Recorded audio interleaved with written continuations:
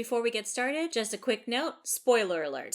And we are adults, and I will try very hard not to use adult language, but this is the warning.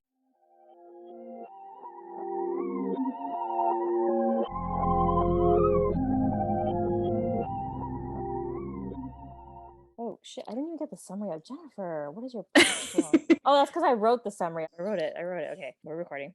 Hello and welcome to Fright Bites. My name is Jennifer. And I'm Sedina. Each episode we will feature a short story or novella. You can read along with us by finding the full reading list posted on our website, lastlibraryontheleft.com, or our social media at LLOTL Podcast. And today we are talking about The Boarded Window by Ambrose Bierce. It was published in 1891 in the San Francisco Examiner. And when I was looking up the short story, this is one of this author, Ambrose Bierce's, most anthologized short stories.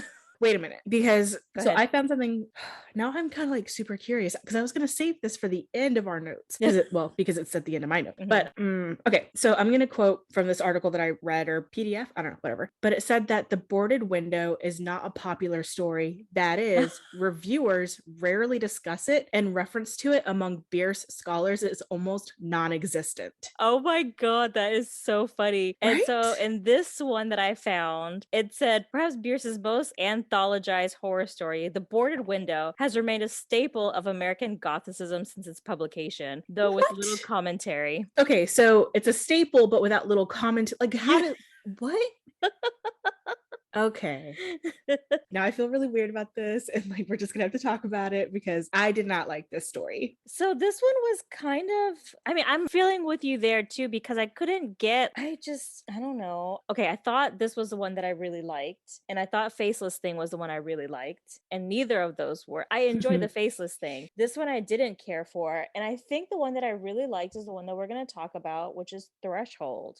Let me give you guys a summary of this one. So the summary of this one is Murloc returns home to find his wife ill. As he tries to nurse her back to health, she dies. And this is a story of what happens next, but it's told through another's perspective. This kid has heard the story from his grandfather, and it's the story of Murloc who was found dead. Which, by the way, can we talk about how many points of view removed this story is? Yeah. I wonder if that was part of the reason why I didn't like it. They were playing a game of telephone with a story. Yeah, and it started out from like really far away, the grandson of a somewhat witness, sort of, because he wasn't there. It was a little convoluted for me. It was telephone because as we got through into the book, we got it from Murloc's point of view and his thoughts and stuff. And I was like, wait, and maybe I misread over where they found a diary entry or something. I don't know. Because I was just wondering how we got there. Yeah, I didn't see that either. So, okay. Because I was like, maybe I just read over it, or maybe I just don't remember that small detail because I do that. But yeah, how do we get into his point of view? Yeah. Okay. You know what? Let me go start off with my very first note. So have you read Daughters Unto Devils? No. And I saw you put that on our other podcast reading list. And I was like, that's funny. So Daughters Unto Devils, the family up and moves to the Midwest. And in my mind, I always planted them somewhere in Ohio-ish, maybe Illinois, but I don't think that far west. And so this is taking place sort of in the same area it makes me think of, because they talk about the boom towns, the rapid population growth followed by rapid abandonment, which happened in Western expansionism. And I thought it was kind of setting it up because it was talking about a log cabin in the middle of nowhere. And and so it felt a little ominous, like a setup like Daughters Unto Devils or The Witch. Was it called The Witch or just Witch? Just Witch, I think. Okay. But that's what it felt like it was setting up as, and it didn't. No. See, I was like, okay, I'm so glad we covered the backwoods horror because I'm ready. And even that wasn't there. It was there. It was set up in the backwoods a little bit, I think, but not even remotely close to what we would typically expect. Yeah. It was just the setting, and that was it. It was weird. I feel like a lot of the setting was more purposefully ominous than what the actual reveal at the end was. Yeah. And okay, the title is named The Boarded Window. And so I was like, okay, someone broke in and got the wife, and that's why they had to board up the window. And it seemed like there was no malevolent spirit. There was no aggressive act of violence. I don't know what it was that made her ill until the end, obviously. You might have to explain it to me because I still wasn't kind of sure. I was like, wait, we'll get there. Okay.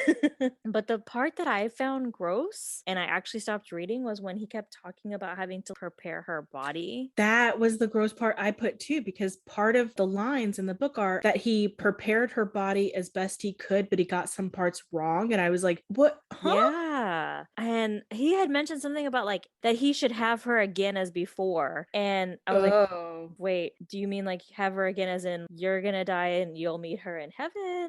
Or is it you're going to have her body as you have had it before in the past? And I wasn't sure, and I was so grossed out. So I thought it was the heaven thing until you read the line just now. And then I was like, why does that sound so much worse?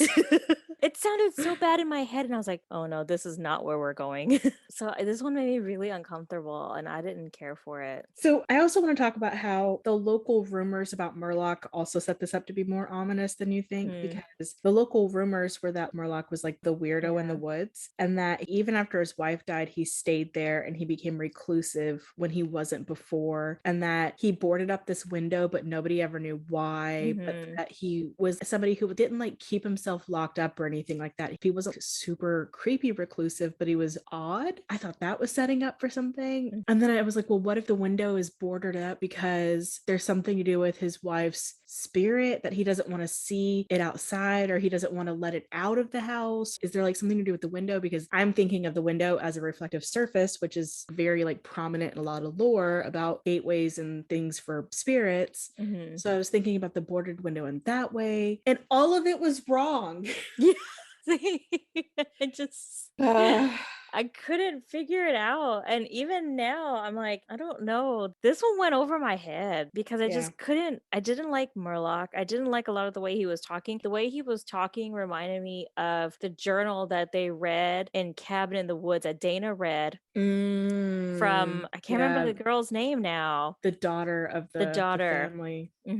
And how he had a man's bulge or something like that. Like I kept thinking a like husband's bulge. Yeah, the uncomfortableness that I felt listening to her read that, and how it was old schooly talk and just bleak. I felt that from this, but I just didn't understand some of the things that were happening, because I thought after he preps the body, he goes to bed and he falls asleep out of exhaustion. Oh, right. He prepared the body and it's on the table, and he sits down after preparing the body, and then he lays his head down, but as he's falling asleep, he thinks he hears crying or like wailing or something out in the woods. And I was like, oh, is it his wife's spirit? Is that why he boarded up the window?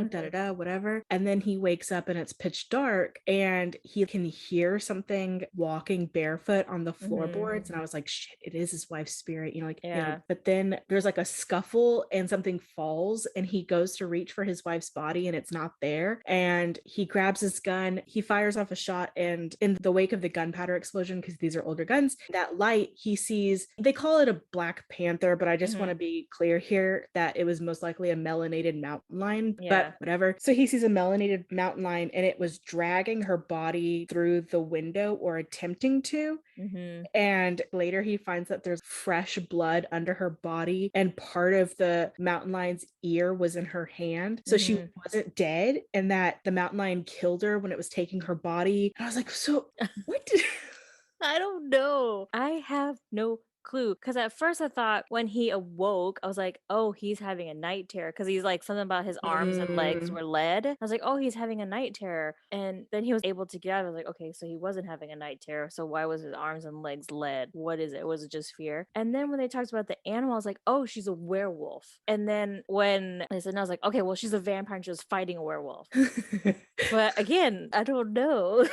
We were so off. Okay, my theory is what really happened, because this is like a very classic trope from before the time when we understood illnesses like diabetes or other illnesses that could cause states of deep comatose, where your body shuts down in order to preserve mechanical function.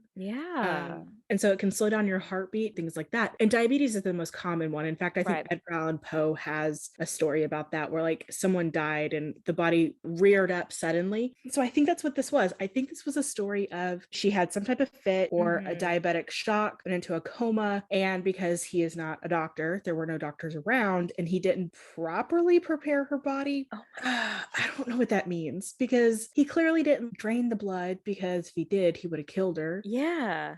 Whatever. I'm not going to focus on the proper body preparation because that really is gross and upsetting. Yeah. But I think that his wife was just maybe in a diabetic coma. And so when the mountain lion came to get her and take her out the window because she was easy prey, right? Mm-hmm. It killed her, and then he shot and scared off the animal. And I think that's what the bordered window, all that it is so that it was to prevent another animal getting From in getting at night in. while he slept. Oh God, that's so stupid. But it makes sense because the animal would probably be smelling her. No, but she wasn't dead. So why No, would she wasn't dead. They go for the weaker animals in Yeah. the pack. So boarded window was just a boarded window. Mhm. Don't do that. Don't do that. Like because I really thought, I was like, oh, that shit is boarded up for something. He's doing some dirty things in there. Or he's trying to hide something. And I don't know. I just thought the window was, listen, we learned it in English class in high school, okay? That symbolism is a thing. Yeah, no, not in this. So part of my last note about the Bierce scholars consider it non-existent or whatever, I was like, is this because it was basically just a knockoff of one of Poe's stories? You know, Maybe is that what this? so, yeah. I don't know, man. I was not a fan because like there were so many elements that were set up for it to be so much spookier than it was, and then it turned out that it was just a staple of the time. Yeah. Like you, I think that this one had set up to be really good because I even liked the little last couple sentences where it's like the animal's ear or whatever between her hands. I liked that ending. It was like, ooh. And then when I went back to reread it to write my notes, I was like, wait, what am I reading? I don't know. Like, am I too stupid to analyze this?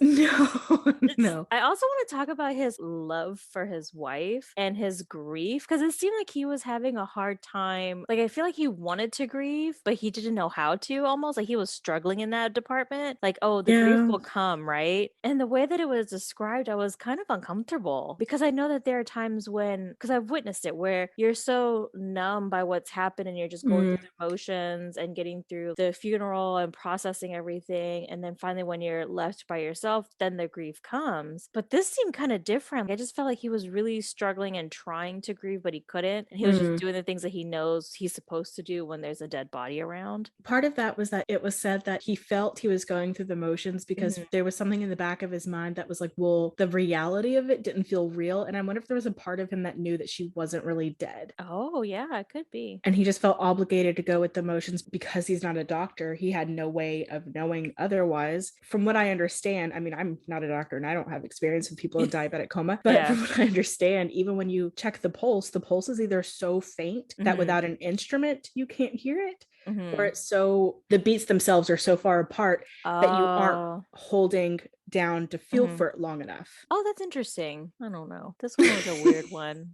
It was a weird, but I think I wasn't a fan partly because it was so, I've already read a couple of stories like that. This is probably just coming from a privileged point of view in this point in time in medicine and human history. But that type of story doesn't get me anymore. The first time I read this type of story from the Edgar Allan Poe definitely got me. And I was like, that was some messed up stuff. But I was also in 5th grade.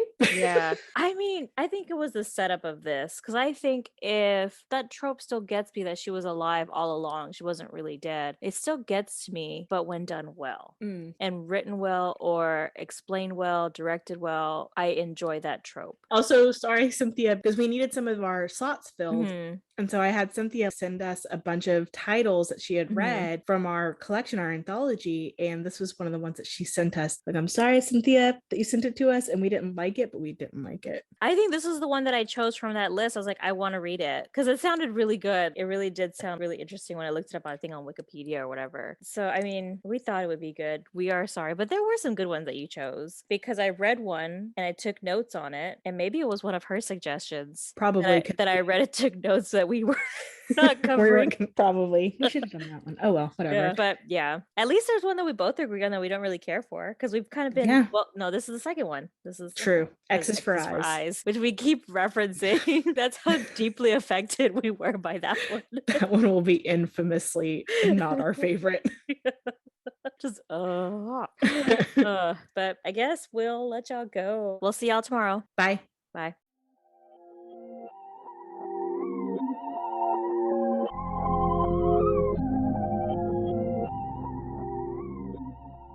If you liked listening to us ramble on about horror, subscribe to our podcast and tell your friends. And if you would like to follow us on social media, you can find us on Instagram or Facebook at LLOTL Podcast. Check out our website by going to lastlibraryontheleft.com. Be sure to visit our About Us page to discover our 2 truths and a lie. Or, if you'd like to send us an email, you can reach us at somethingwicked@lastlibraryontheleft.com.